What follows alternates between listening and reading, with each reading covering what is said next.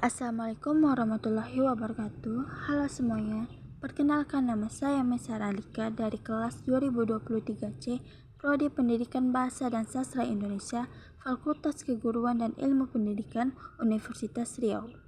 Di video kali ini, saya akan membahas perkembangan kurikulum di Indonesia.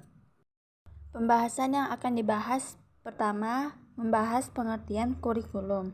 Yang kedua, membahas faktor-faktor perubahan kurikulum. Dan yang terakhir, membahas sejarah perkembangan kurikulum di Indonesia. Pengertian kurikulum. Kurikulum secara etimologi berasal dari bahasa Latin curir yang artinya pelari dan curere yang artinya tempat berlari.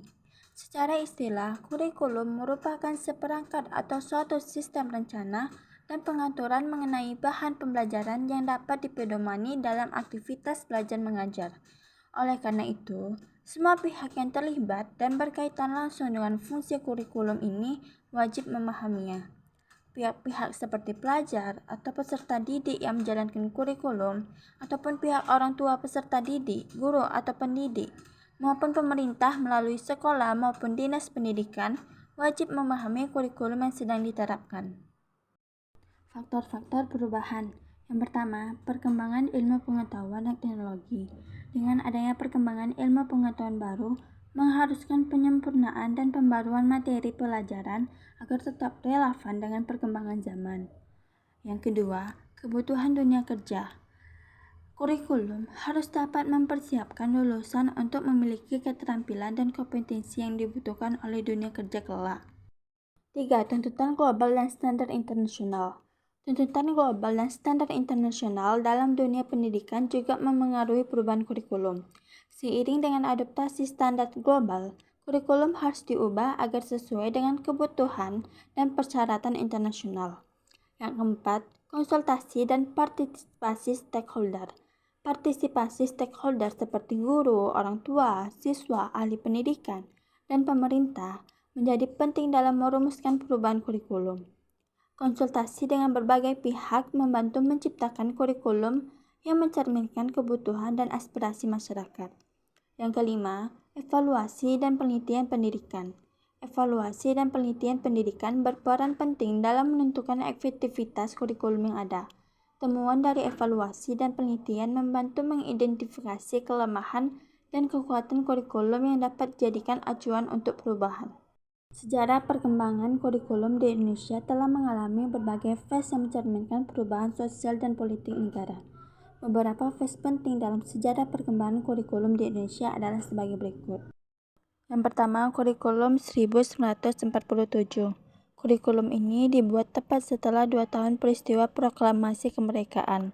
Saat menciptakan kurikulum ini, pemerintah mencoba rancangan sistem pembelajaran untuk para pelajar di masa revolusi yang menekankan pada pembentukan karakter manusia Indonesia merdeka, berdaulat, dan sejajar dengan bangsa lain di muka bumi ini, sehingga belum berfokus pada pendidikan pikiran melainkan pendidikan watak, kesadaran bernegara dan bermasyarakat. Kedua, kurikulum 1992. Pemerintah melakukan penyempurnaan terhadap kurikulum 1947 di tahun 1952. Kurikulum ini mengatur pembahasan topik tiap mata pelajaran dengan kehidupan masyarakat harus berkaitan. Dalam kurikulum ini, berlaku pula ketentuan satu orang tenaga pendidik hanya bisa mengajar satu mata pelajaran saja. Ketiga, kurikulum 1964. Konsep pembelajaran dalam kurikulum 1964 berfokus pada pengembangan moral, kecerdasan, emosional, artistik, keterampilan, dan jasmani. Konsep-konsep pembelajaran ini lebih dikenal dengan sebutan Pancawardhana. Penerapan kurikulum 1964 ini di dalam proses pembelajaran dilakukan secara aktif, kreatif, dan produktif. Selain itu, pemerintah menetapkan hari Sabtu sebagai hari bagi siswa untuk berlatih berbagai kegiatan sesuai minat dan bakatnya. Keempat, kurikulum 1968. Kurikulum ini memiliki ciri materi dari jenjang pendidikan rendah memiliki korelasi dengan jenjang pendidikan selanjutnya. Tujuan utama kurikulum ini adalah untuk membentuk manusia Pancasila sejati, kuat dan sehat jasmani, mempertinggi kecerdasan dan keterampilan jasmani, moral, budi pengerti, dan keyakinan beragama. Pada kurikulum 1968 ini pula, sistem penjurusan dimulai pada kelas 2 SMU atau kelas 11. Kelima, kurikulum 1975. Kurikulum ini mulai digunakan setelah tahap pertama di masa pemerintahan Orde Baru. Namun, penerapan kurikulum ini ramai dikritik karena guru menjadi lebih sibuk untuk menuliskan rincian tiap kegiatan pembelajaran. Beberapa mata pelajaran akhirnya mengalami perubahan nama seperti mata pelajaran ilmu alam dan ilmu hayat diubah menjadi ilmu pengetahuan alam atau IPA, mata pelajaran ilmu aljabar dan ilmu ukur menjadi matematika. Keenam, kurikulum 1984. Di tahun 1984 terjadi lagi perubahan kurikulum di Indonesia, karena kurikulum sebelumnya dianggap lambat dalam merespon kemajuan di kalangan masyarakat. Dalam kurikulum 1984 ditambahkan juga mata pelajaran pendidikan sejarah perjuangan bangsa atau PSPB. Ketujuh, kurikulum 1994 dan suplemen kurikulum 1999. Kedua kurikulum ini dibuat dari hasil kombinasi kurikulum 1975 dan kurikulum 1984. Dalam kurikulum ini pula terjadi perubahan sistem pembagian evaluasi pembelajaran dari semester ke catur bulan. Selain itu terjadi perubahan singkatan dan nama SMP Sekolah Menengah Pertama menjadi SLTP Sekolah Lanjut Tingkat Pertama, serta SMA Sekolah Menengah Atas menjadi SMU Sekolah Menengah Umum. Mata pelajaran PSBB dihapuskan pada penerapan kurikulum ini dan penjurusan SMA dibagi menjadi 3 program, yakni IPA, IPS, dan Bahasa. Kedelapan, kurikulum berbasis kompetensi atau KBK tahun 2004. Setelah 10 tahun kurikulum 1994 berjalan, kurikulum ini digantikan oleh KBK di tahun 2004. Kurikulum ini menekankan 3 unsur pokok kompetensi, yaitu pemilihan kompetensi, indikator-indikator evaluasi dalam penentuan keberhasilan pencapaian, serta pengembangan pembelajaran bagi peserta didik dan tenaga pengajar.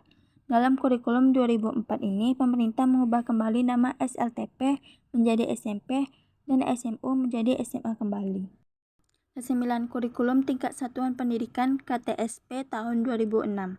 Kurikulum ini mulai digunakan sejak berlakunya Undang-Undang Nomor 20 Tahun 2023 tentang Sistem Pendidikan Nasional yang dijelaskan dengan lebih rinci dalam Peraturan Pemerintah Nomor 10 Tahun 2023. Meskipun kurikulum ini hampir mirip dengan KBK 2004, pemerintah hanya menetapkan standar kompetensi dan kompetensi dasar. Kemudian tenaga pengajar bisa mengembangkan silabus dan penilaian sesuai kondisi sekolah serta kebutuhan peserta didik di masing-masing daerah. 10. Kurikulum 2013. Kurikulum 2013 merupakan kurikulum yang diterapkan pemerintah menggantikan KTSP 2006. Kurikulum ini menekankan pada pembelajaran berbasis kompetensi dan pendekatan saintifik. Tujuan kurikulum 2013 adalah membentuk siswa yang aktif, kreatif, inovatif, dan mampu menghadapi tantangan abad ke-21. Ada 4 aspek penilaian dalam K13 ini, antara lain aspek pengetahuan, keterampilan, sikap, dan perilaku. 11. Kurikulum Merdeka. Kurikulum Merdeka diperkenalkan oleh Kemendik pada bulan Februari tahun 2022 sebagai langkah untuk mengatasi krisis pembelajaran yang cukup lama. Selain itu, kondisi ini diperparah akibat pandemi COVID-19 yang banyak mengubah proses pembelajaran tatap muka menjadi pembelajaran jarak jauh. Kurikulum ini berfokus untuk mengasah minat dan bakat anak sedini mungkin, sehingga peserta didik memiliki waktu untuk memahami konsep dan menguat kompetensi. Akibatnya, terjadi adaptasi besar-besaran oleh semua elemen sistem pendidikan. Sekian yang bisa saya sampaikan. Jika ada kesalahan berasal dari saya. Wassalamualaikum warahmatullahi wabarakatuh.